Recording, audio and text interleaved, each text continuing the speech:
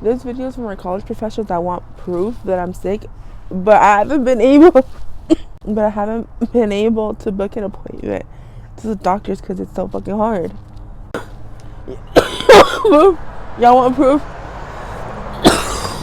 Here's your fucking proof.